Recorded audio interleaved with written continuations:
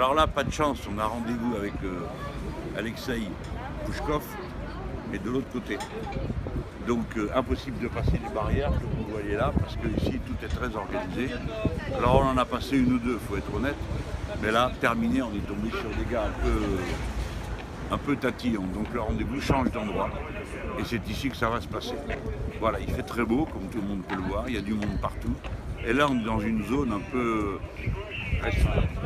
Là-bas derrière, c'est la place rouge, le Kremlin, d'accord. Hier, on était par là-bas au Bolshoi. Voilà. Allez.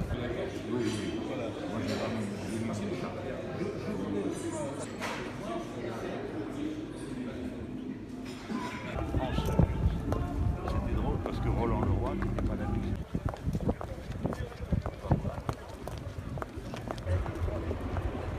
Vous savez, il y a un film qui s'appelait Un coup trop loin.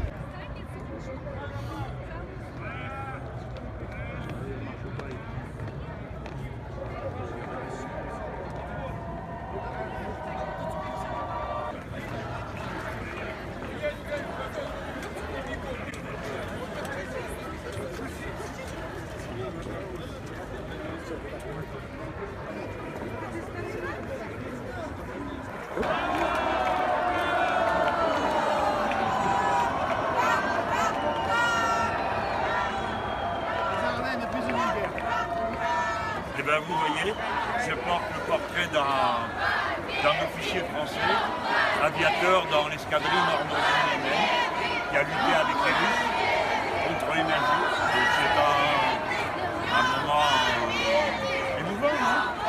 D'être là, à Place Rouge, avec eux.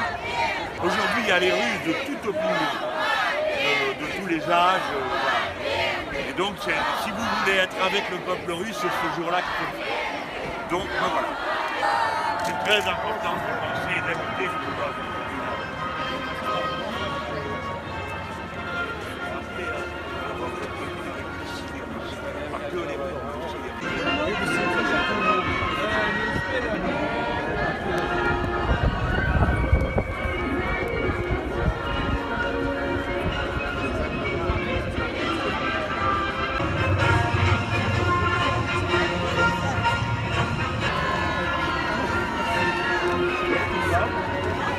Être là pour célébrer l'anniversaire de la victoire sur le nazisme qui a failli tuer la civilisation européenne et qui, si on n'y fait pas attention, pourrait bien revenir alors qu'on croyait en avoir fini avec. Et là, ils sont chaque année un peu plus nombreux. Alors évidemment, le pouvoir politique aimerait bien pouvoir récupérer, mais on ne récupère pas un peuple, c'est le peuple qui récupère ce qu'il veut.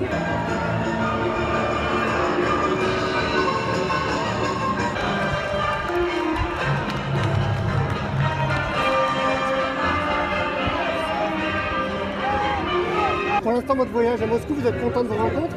Oui, j'ai fait ce que je voulais faire, c'est-à-dire banaliser la Russie. C'est pas le pays des monstres et les Russes ne sont pas des ennemis, ils sont des partenaires et il faut les traiter comme tels. En Russie, il y a des gens que je ne supporte pas et d'autres qui sont des amis. J'ai des adversaires politiques et j'ai des amis politiques. Et il faut qu'on manifeste le fait qu'on doit se parler. Voilà.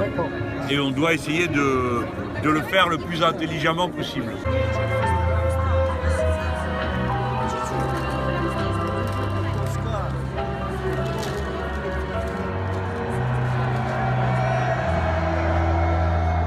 Vous avez amené qui pour la photo? Alors, j'ai pris le portrait de quelqu'un qui n'est pas un membre de ma famille, mais qui est un officier français qui a participé à l'escadrille Normandie-Yémen.